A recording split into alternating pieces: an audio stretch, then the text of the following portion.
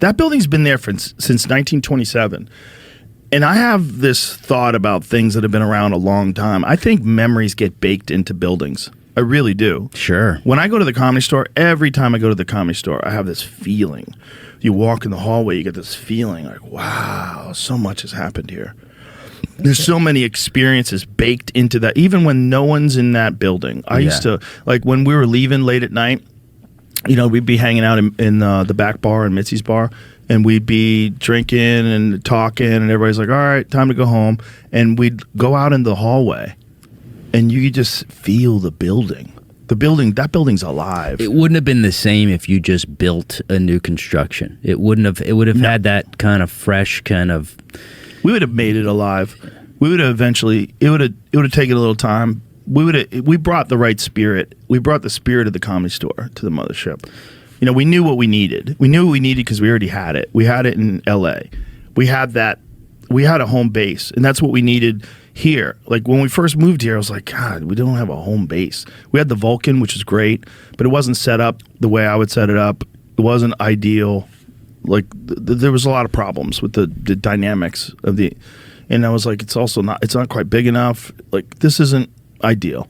Like, so we started looking for other places. And then when we found the Mothership, when I walked into the Ritz Theater and looked around, it was like the place was talking to me. Was it just one theater? What was it? What did it look like when you walked in? Well, it's been a bunch of things. Since 1927, it was a pool hall. It was a punk rock club. I guess it was a nudie movie theater at one point in time. I can still feel the vibes of that. Yeah. And there's then, sexual energy in there. Weird energy in that place. And then from, I think, 2007 on, it was the Alamo Draft House. So that's what it used to look like. Oh, my God. Yeah. So it used to be like that. But where it was is like that the whole thing, though? Or is that just what the Fat Man is now? That's the Fat Man. Oh, so the Little Boy was always there, too. So that was a strange. smaller theater. So the Alamo Draft House had two theaters. One theater that sat like 120 people and one theater that sat like whatever the seats. We have it set up for 250 people now.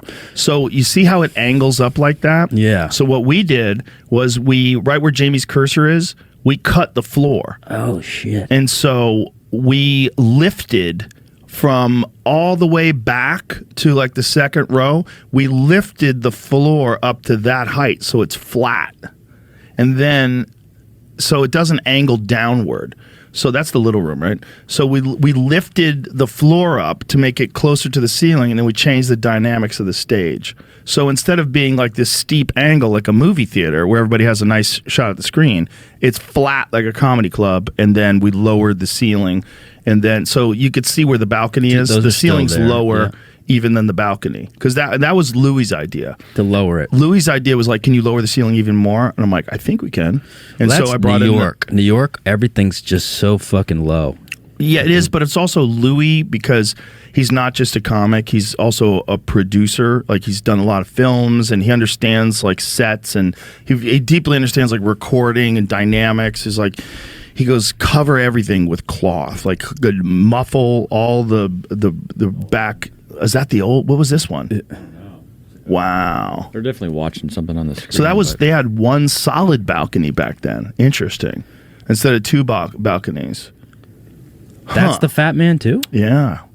Crazy. Look at all them back then. Look at them. I found a picture of Henry Rollins there. What? Yeah. Henry Rollins was on stage there in 1983. Look at that. What year is that from? Trying to find out. That's crazy. Over there watching a talkie there, a colored film. That's what it looked like back then, dude. Isn't that nuts? Yeah, so it's been there for so long. And it was the Queen, it used to be called. Wow. Is that a river in front of it? What is that? That's the dirt. Oh, That's the ground, man. That's probably before it was paved. Before they had pavement. Yeah, they probably didn't pave it yet. And so when we got there, oh, here's another funny story. When we got there, we had to tear some of the stuff off the walls, and a swastika was painted on the brick. Whoopsie daisy. Yeah, because it used to be a punk rock club. I guess someone painted a swastika on the wall. Jesus. And Punk show there. Yeah, there's a punk show. Did I show you that photo of Henry Rollins? Did I send that to you? I think I did. We're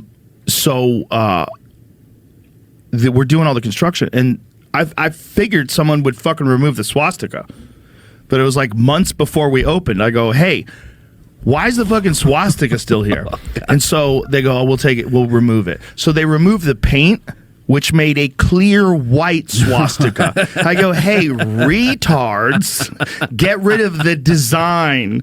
Don't accept, because now it's even more obvious. Because now the where all the fucking swastika was sandblasted off in the exact same design. Well, it's cleaner. We think but that's what happens when you hire laborers who don't really necessarily know what that fucking thing means. they could have sent it to Columbia University.